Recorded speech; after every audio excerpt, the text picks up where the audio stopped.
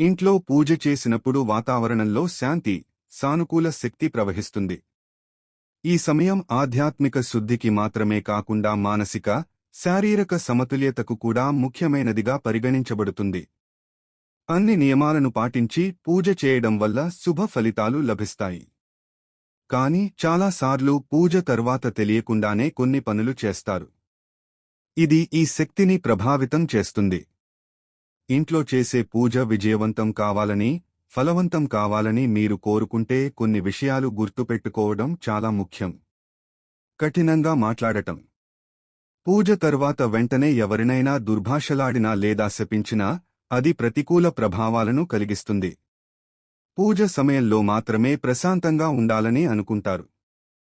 కానీ ఇది తప్పు. పూజ తరువాత కూడా మాటలను అదుపులో ఉంచుకోవాలి. శరీరం, మనస్సు రెండూ స్వచ్ఛమైన స్థితిలో ఉంచుకోవాలి. ఆహారం. పూజ చేసిన తరువాత మద్యం తీసుకోవడం లేదా మాంసాహారం తినడం నిషేధం. చాలామంది పూజ అయిపోయింది కాబట్టి ఏదైనా తినవచ్చు, తాగవచ్చు అనుకుంటారు.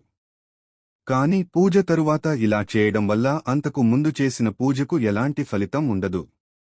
జుట్టు, గోర్లు. పూజ చేసిన సమయంలో ఇంట్లోనూ, పూజ చేసిన వ్యక్తిలోనూ సానుకూల శక్తి నిండి ఉంటుంది. కాబట్టి జుట్టు లేదా గోర్లు కత్తిరించడం శుభప్రదంగా పరిగణించబడదు. ఇది సానుకూల శక్తిని తగ్గించవచ్చు. అవమానం. పూజ సమయంలో ఒక సాధువు లేదా ఋషి ఇంటికి వస్తే వారిని గౌరవించాలి. వారిని విస్మరించడం లేదా తలుపు నుండి దూరంగా వెళ్లమని చెప్పడం, వారిని వెళ్ళిపోమని చెప్పడం అశుభంగా పరిగణించబడుతుంది.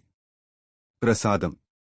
దేవునికి సమర్పించిన ప్రసాదాన్ని కొంత సమయం తర్వాత మాత్రమే భక్తితో స్వీకరించాలి. ప్రసాదాన్ని వెంటనే తినడం వల్ల దాని ఆధ్యాత్మిక ప్రాముఖ్యత తగ్గుతుంది. ఉప్పు. పూజ తర్వాత ఉప్పు కలిపిన ఆహారం తినడం వల్ల శరీరం శక్తి స్థితి చెడిపోతుందని నమ్ముతారు. ఈ సమయంలో తేలికైన, సాత్వికమైన ఆహారాన్ని మాత్రమే తినాలి. పాదాలు. పూజ తర్వాత శరీరంలో ఆధ్యాత్మిక శక్తి చేరుతుంది. ఇది ఎక్కువ కాలం నిలిచి ఉండాలి అంటే వెంటనే పాదాలను కడుక్కోకూడదు. ఇందుకే పూజ అయిన వెంటనే లేదా గుడి నుండి రాగానే కాళ్ళు కడుక్కోకూడదని చెబుతుంటారు.